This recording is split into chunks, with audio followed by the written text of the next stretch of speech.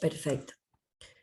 Bueno, Muy bien, Adri. eh, bárbaro. Comenzamos con un tema de la segunda unidad que nosotros siempre decimos que necesitamos darlo antes de dar la parte de dentaria, porque acá vamos a hablar de la formación del embrión, desde la fecundación o fertilización. Van a encontrar en textos que van a ver la palabra fecundación o fertilización a este acto del encuentro entre el espermatozoides y el óvulo para formar una nueva vida, huevo cigoto que luego se desarrollará. Nosotros llegamos hasta cuarta semana, hasta la tubulación, pero luego el embrión va creciendo para formar nuestro ser.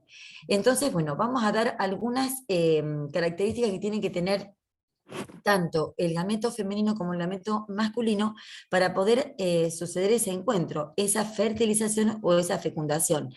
Nosotros tampoco, hasta acá hemos dado aparato genital femenino y masculino, ¿no es cierto, Juanjo? Lo Claro. vamos a ver en la tercera unidad, pero bueno, vamos a contar un poquito qué le pasa a ese gameto masculino, sobre todo para poder encontrarse con el óvulo en el cuerpo femenino y suceder la fecundación o fertilización. Utilizo esos dos términos porque van a encontrar libros que van a encontrar los dos términos como el producto de la unión de estos dos gametos. Claro. Y para agregarte nada más, Adri, Sí, por que favor. en esta segunda unidad es importante entender el concepto básico por el cual se llama nuestro espacio, que es histología y miología. Y esta segunda unidad está basada principalmente en la embriología. Y es en esta primera parte de la unidad, nosotros vamos a presentarles todo lo que tiene que ver con la embriología general, entendiendo a la embriología como la ciencia que estudia el embrión, como lo habíamos presentado a principio de año, y especialmente qué va sucediendo desde este momento inicial, que es la fertilización o fecundación, como bien dijo Adri, eh, día por día, realmente, hasta lo que respecta específicamente a la parte odontológica, que es lo que realmente no nos compete, y a partir de ahí, sí, seguimos con la parte de embriología, pero netamente odontológica. Por eso está la parte embriológica en esta unidad, está organizada de esta manera: embriología general, en primera instancia, estos primeros teóricos, después comenzamos con la embriología dentaria, y después terminamos la segunda parte, la tercera parte, perdón, de esta segunda unidad con la parte de la histología dentaria. Así es como está organizado esta segunda unidad. Muy Perfecto, bien. perfecto. Bueno, acá presentamos a los gametos, las dos células que se tienen que unir para producir un ser. Por parte de la parte femenina tenemos al ovocito, ocito, óvulo, que está hacia el lado de la izquierda de la pantalla, y al lado de la derecha tenemos en la parte inferior al espermatozoides, que como verán tiene como movilidad, es como una célula que tiene una cola que lo hace con mucha movilidad y motilidad. Bueno, acá nos habla de las características del espermatozoides. Tiene una cabeza, tiene un cuello donde tiene un montón de microtúbulos que ayudan a anclar esa cola, que le da el impulso, esa movilidad, porque empezamos a contar que la fecundación sucede en el cuerpo femenino, después del coito. Entonces, ese espermatozoide que sale de los tubos seminíferos en el aparato genital masculino necesita llegar hasta el cuerpo femenino y sobre todo necesita llegar hasta el tercio distal de la trompa. Ahora después vamos a mostrar un esquema de cómo es el aparato genital más femenino y hasta dónde tiene que llegar ese espermatozoides. Y vamos a ver que el núcleo ocupa casi toda esa cabeza del espermatozoides y vamos a ver que tiene en la parte más de su punta un acrosoma. Tiene como una caperuza, un sombrerito que lo va a acompañar en esa punta donde tiene un montón de enzimas que van a tratar de darse paso para el acceso al óvulo, porque el óvulo no sale del ovario en forma libre, sino que sale rodeada de una membrana, aparte de la membrana plasmática, una membrana pelúcida, y de algunas células llamada corona radiada, que ahora lo vamos a ver en gráficos. Claro. El sentido de esta primera parte del teórico no es meternos directamente en los sistemas reproductores, que eso es, como bien dijo Adri, es un temario de la unidad número 3, pero sí hablar de algunos conceptos generales que necesitamos para hablar bien de embriología general. Y esta cuestión que les habla Adri eh, no tiene que ver, digamos, mejor dicho, tiene que ver con un proceso de fertilización por la vía natural, por supuesto, y siempre pensando en aumentar las posibilidades de éxito de un embarazo, por supuesto, ¿no es cierto? No quiere decir que la Exacto. fertilización no puede darse, mejor dicho, en algún otro lugar. La cuestión tiene que ver con que por la vía natural el mayor porcentaje, digamos, debería darse para aumentar las posibilidades de éxito, hablamos de éxito de salud, ¿no? De un embarazo Ujú. acorde con lo que estamos estudiando. Exacto, exacto, muy bien lo que dijiste, Juanjo. La fecundación o fertilización puede suceder en cualquier lugar, pero no es viable con que esa fecundación prospere. Trae abortos tempranos porque están ubicadas en lugares que no son los normales. Entonces necesita que sea en ese tercio distal de la trompa, del aparato genital femenino, entonces es donde va a dar lugar al crecimiento del embrión. Después vamos a ver cómo hace para crecer, dónde se ubica y dónde se implanta. ¿Qué pasa? El espermatozoide, como sale del tubo seminífero del testículo, ¿está apto para poder fecundar? No, no está apto para fecundar. Tiene que pasar por dos procesos. Uno es la maduración y la otra es la capacitación. La maduración sucede dentro del aparato genital masculino, en esos tubos seminíferos. No vamos, como dijo el doctor Juanjo, no vamos a hablar de testículo porque es un tema que lo vamos a dar en la tercera unidad, pero imagínense que en ese lugar van a formarse los gametos, aptos para fecundar, pero necesitan madurarse, porque como salen, no están capacitados para poder acceder y llegar en el coito al aparato genital femenino. Hay cambios químicos y morfológicos y funcionales. También van a modificar su metabolismo. Va a hacerse un poco más activo para poder llegar a su cometido, que es fecundar al óvulo. También variar la carga negativa de su superficie y adquirir por medio de la cola, con ese cuello que yo le conté que tenía unos anillos de túbulos, para poder hacerlo más activos y salir de todo el entramado que tiene el aparato genital masculino y acceder en el coito a la vagina para poder ascender hacia el óvulo en ese tercio distal de la trompa de falopio. Por eso necesita madurar para poder lograr su cometido. Cuando cuento algo patológico, pero bueno, cuando hay infertilidad se mide el valor que tienen esos espermatozoides. Se mira la calidad que tienen esos espermatozoides en un estudio de esperma del varón para saber si tiene estas características para ser aptos para la fecundación. Claro, muy bien.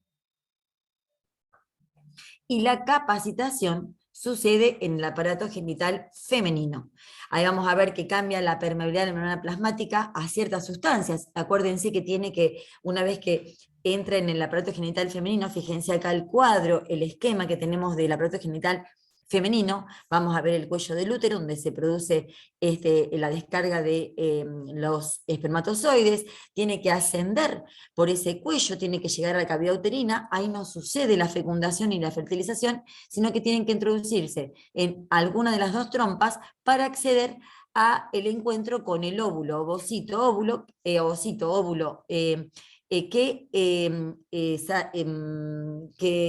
no me sale la palabra, Juanjo, que Sí, expulsó, ahí me salió, el ovario el día 14 del ciclo femenino.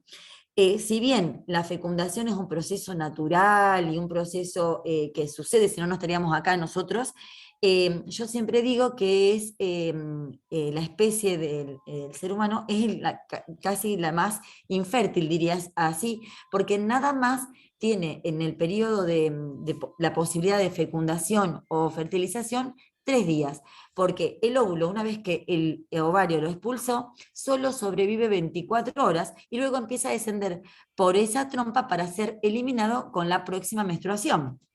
Y el espermatozoide, una vez que entra a la vagina y al cuello uterino y asciende por ese aparato genital femenino, el útero y las trompas, tiene una posibilidad de fecundación o fertilización de 72 horas. Por lo cual, el periodo de fertilización es corto en el ser humano, solo 3 o 4 días. Por eso a veces hay tantas dificultades para concebir por este tema de que no se tiene en cuenta de las posibilidades y de la vida que tiene tanto el óvulo como el espermatozoide una vez que se produce el coito. ¿Qué le pasa cuando entra al aparato genital femenino? Cambia la permeabilidad, como dijimos recién, de la membrana plasmática, perdonen, a cierta sustancia porque tiene que ascender ante un moco, tiene que llegar a lo más alto para poder entrar en esa trompa, aumenta, que va a aumentar su captación de oxígeno, necesita tener mucha captación de oxígeno para poder ascender, tener mucha movilidad y motilidad, y se produce la hiperactivación. También vamos a ver que prepara el acrosoma, esa caperuza, ese sombrerito que tenía el espermatozoide, con las enzimas para poder lograr penetrar e interactuar con algunas glucoproteínas que tiene la membrana pelúcida, el ovocito o óvulo. Perdón, Juaco, me agarró No, está la bien, está neumonitis. bien. Esto que está diciendo Adri no es un dato menor. En primera instancia, sin entrar nuevamente tanto en tema del sistema reproductor, eh, estos espermatozoides tienen, como bien dijo Adri, en su cuello, ¿no? A esta imagen le faltaría el cuello, pero bueno, es esquemática, tienen ese en interior en conexión con estas prolongaciones para que es el flagelo o tipo cola, y además están cargados con mitocondrias, que le Sí, van a proveer toda esa energía necesaria para poder girar, y realmente este es el movimiento que hace en forma helicoidal o de rotación, y no es un onduleo como uno imagina o como se ve a simple vista, sino que realmente hace una rotación sobre su eje, como si fuese una hélice. exacto. Yo Y que en realidad iba a la decir eso. movilidad de estas células, estos espermatozoides, por la vía natural, es decir, que si tenemos que esperar que la fecundación solamente suceda a que el movimiento del espermatozoide alcance para llegar hasta donde tiene que llegar, y es casi imposible. Por supuesto que hay colaboradores eh, que van a facilitar esto, pero no es tema de este teórico, ¿no?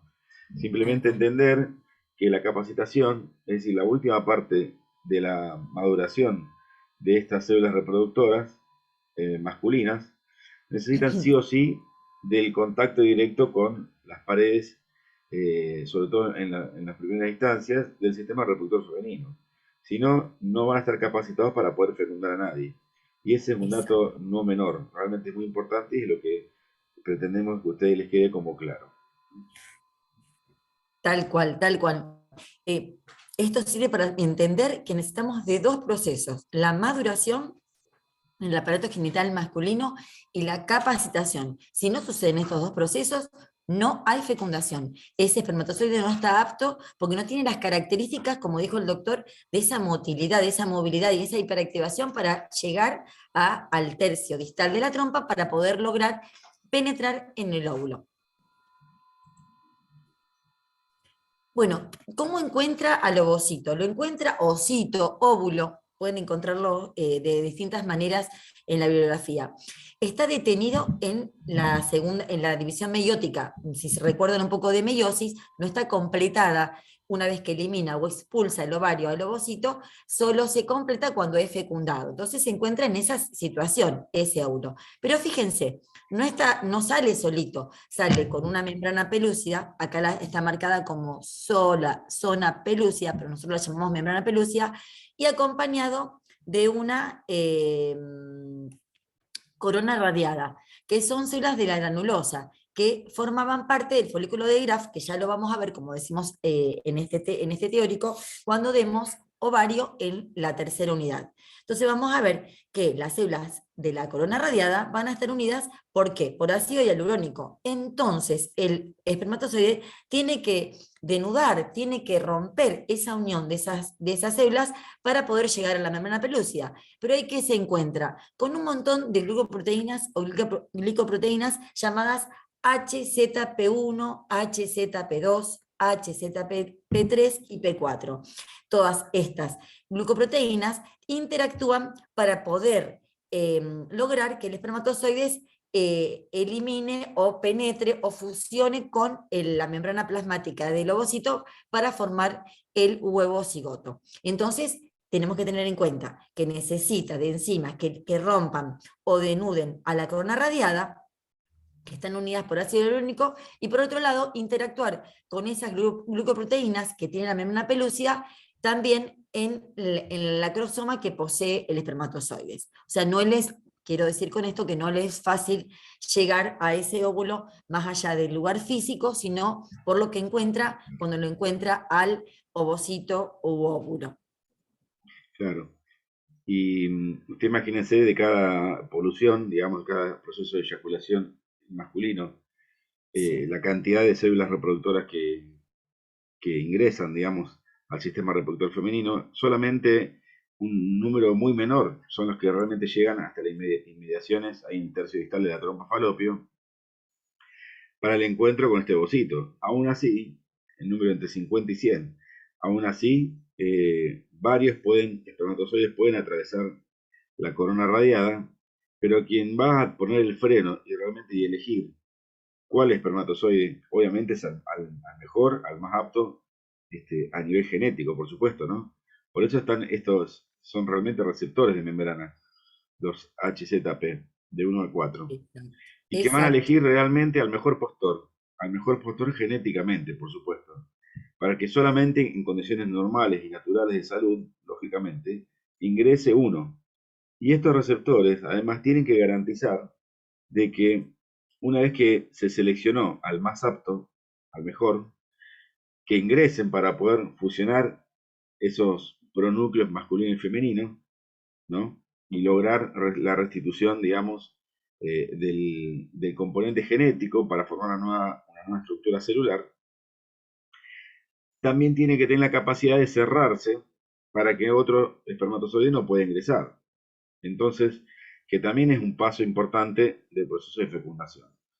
Con esto, este estudio realmente es uno de los más nuevos que vienen a demostrar científicamente de que quien elige cuál es el espermatozoide elegido, el seleccionado, el mejor postor, el mejor genéticamente, lógicamente, son los receptores de membrana de la membrana pelúcida de este ovocito secundario. Por eso es importante conocer esto y que, como dijimos recién, no solamente tiene que permitir el ingreso de este elegido, ¿no?, sino bloquear una vez que ese elegido pudo ingresar.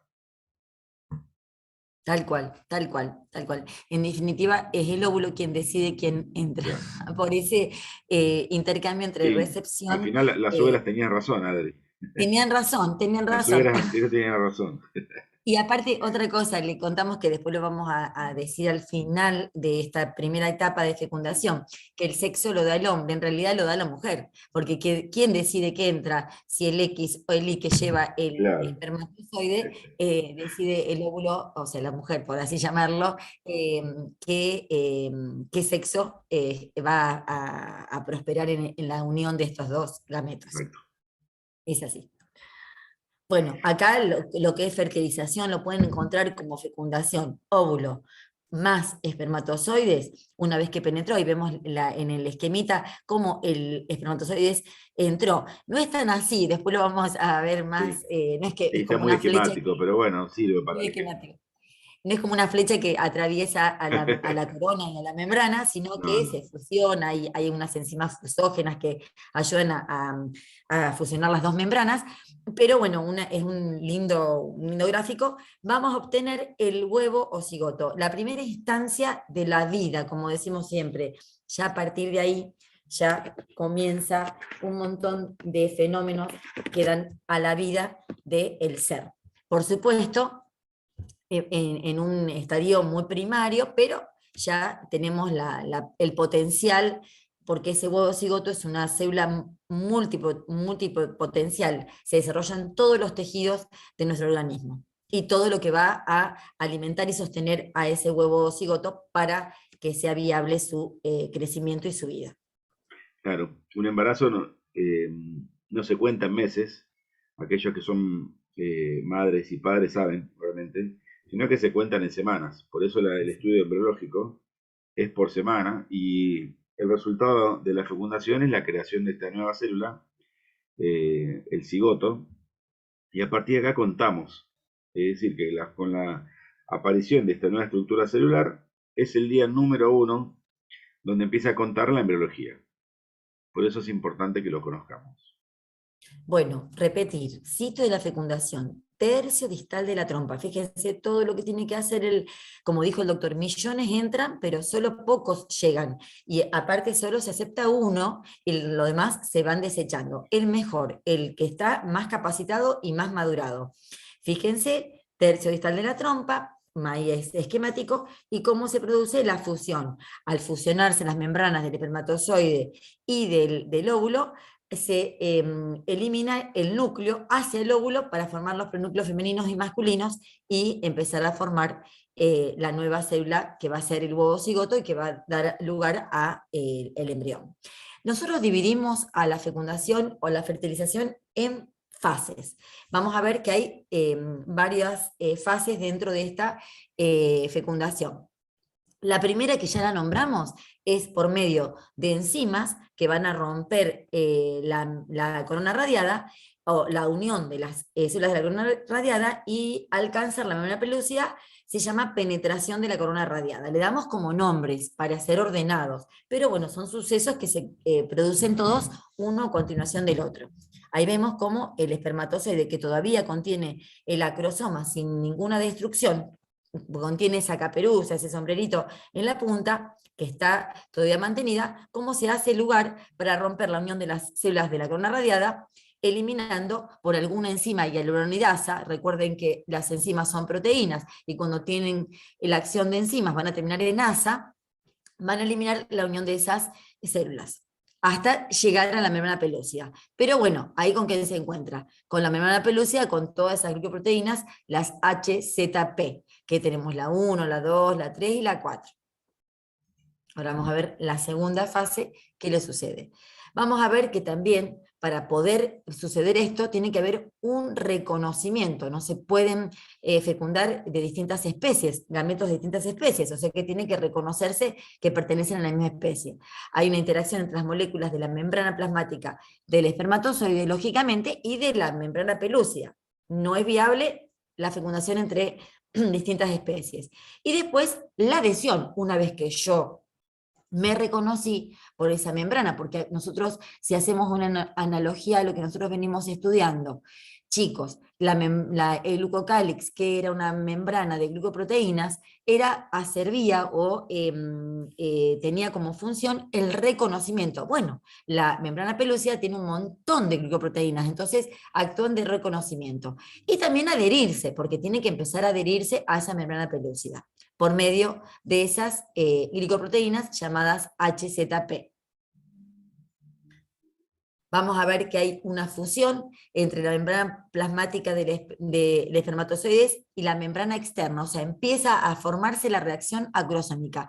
¿Para qué sirve? Para que denude, para que descubra, para que ese acrosoma, que tiene un montón de enzimas, se puedan liberar hacia la membrana pelúcida e interactuar, como dijo el doctor, por receptor y por ligandos, o sea, para llamar o hacer una analogía de lo estudiado hasta acá, y reaccionar para poder perforar o penetrar esa membrana pelúcida y llegar hasta la membrana plasmática del óvulo.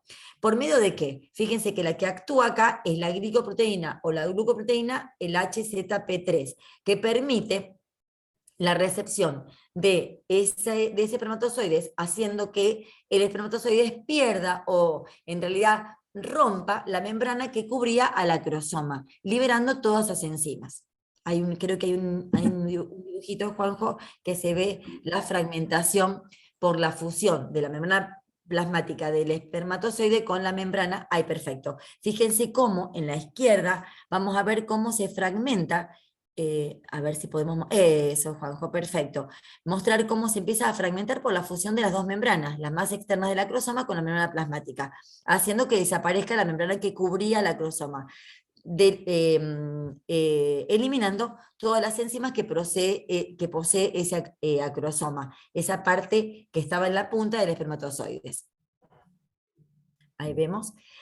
Vamos a ver que la penetración ya no actúa tanto el HZP3, sino que acá toma protagonismo el HZP2, que son todas glucoproteínas que posee esa membrana pelúcida para poder actuar en la penetración. Fíjese cómo el espermatozoides, una vez que liberó su acrosoma, empieza a meterse en esa membrana pelúcida, una capa bastante importante que protege al óvulo, para poder llegar a la membrana plasmática del óvulo y poder así fusionarse.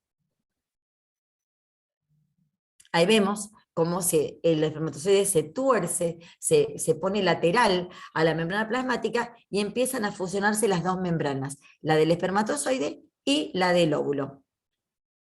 Ahí, cuando sucede eso, fíjense qué le pasa al óvulo a nivel de meiosis. Culmina la segunda división meiótica. Solo cuando se hace la fecundación, se produce la resunción de la segunda división meiótica. Por supuesto, recuerden, cuando vimos meiosis, que solo tiene un solo gameto, porque el otro era cuerpo polar que se desechaba. Bueno, acá hay un esquema, una microfotografía, donde vemos cómo los espermatozoides, que son muchos, intentan penetrar a la membrana pelúcida. Ahí vemos otro... Es como Sí, una... también para que vean la diferencia de tamaño, ¿no? Es Claro, bastante considerable, muy exacto, considerable. exacto. Fíjense cómo ese espermatozoide, el más apto, el más capacitado, llega y empieza a producir la penetración por medio de la interacción con la HZP2. Ahí vemos otra hermosa microfotografía, Juanjo, hermosa, cómo se hace camino y se pone lateral y se fusionan las dos membranas. ¿Qué pasa? Como dijo el doctor Juanjo anteriormente, no pueden entrar 100 espermatozoides al pobre óvulo, solamente uno. Hay un bloqueo de la polispermia. ¿Qué significa esto? Que cambia de polaridad esa membrana del ovocito y se produce una reacción que no permite que se adhieran más espermatozoides. Entonces es un cambio de polaridad, un cambio de proteasa, como dice ahí, que van a alterar esa membrana pelúcida, expulsando la posibilidad de que penetren otros espermatozoides. Ahí se ve la resunción de la segunda división meiótica por parte del ovocito. Ahí termina con número haploide y de cromosomas de una sola hebra, para poder juntarse con lo que tiene el gameto masculino y formar una célula completa. También ahí se ve cómo los espermatozoides quedan ahí detenidos alrededor del óvulo sin poder penetrar.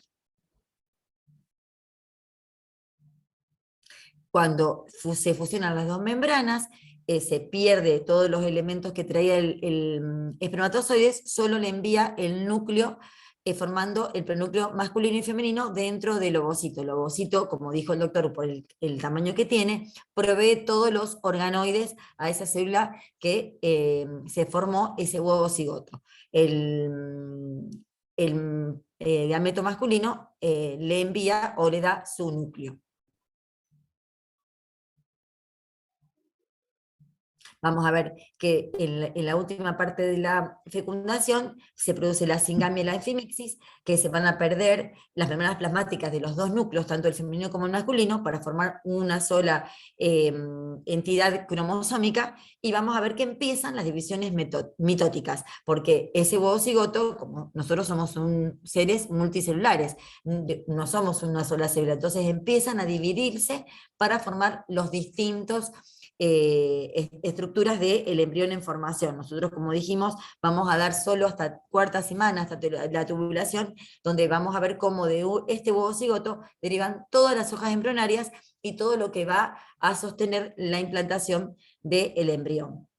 Entonces, bueno, hasta acá sería fecundación porque empiezan las divisiones mitóticas de un huevo cigoto, una célula multipotencial, pluripotencial, que forma todo en nuestro organismo, empieza a dividirse para empezar a categorizar células que van a formar lo que va a implantar el embrión y células que lo que van a formar específicamente al embrión previamente dicho. Bueno, acá vemos que trae el gameto masculino, el espermatozoide, centriolo, núcleo, la acrosoma, lo que decía el doctor Juan, con ese cuello, aparte de haber muchos microtúbulos, hay mitocondrias, como al eliminarse la membrana que protege el acrosoma, eliminan esas enzimas que van a ayudar a penetrar al espermatozoides, y vamos a ver cómo deja el espermatozoide en la parte más final, solo envía, por lo que vemos, el centriolo y el pronúcleo masculino, adentro del ovocito.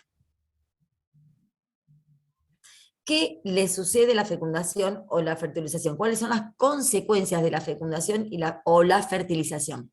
Se va a restablecer el número diploide de cromosomas. Recuerden que teníamos número haploide de una sola hebra, así que al completar un huevo cigoto, célula completa, vamos a restablecer el número diploide de los cromosomas. Vamos a determinar el sexo cromosómico. Este chiste que decíamos con el doctor Juanjo, ¿quién decide qué sexo va a tener el embrión? Se supone que los gametos femeninos solo tienen el cromosoma X y los masculinos pueden tener X o pueden tener Y, pero como sabemos de esa reacción que tiene por las HZP esa membrana pelúcida, decide el óvulo qué espermatozoides y con qué gameto sexual va a penetrar. Se va a distribuir el material citoplasmático. Como vimos recién, solo el centriolo y el núcleo envía el espermatozoide y el resto lo da el óvulo. Y por supuesto empieza la segmentación. La fecundación o el periodo embrionario en las primeras semanas, vamos a ver que se van a establecer por nombres. En la primera semana se va a llamar segmentación. ¿Por qué? Porque se va a dividir, ese huevo cigoto se va a dividir para formar las estructuras, tanto las embrionarias como las que van a sostener al embrión para la implantación. Luego va a haber una cavitación y luego va a haber una gastrulación. Se caracterizan por fenómenos que ocurren preponderantes en cada una de las primeras semanas de desarrollo.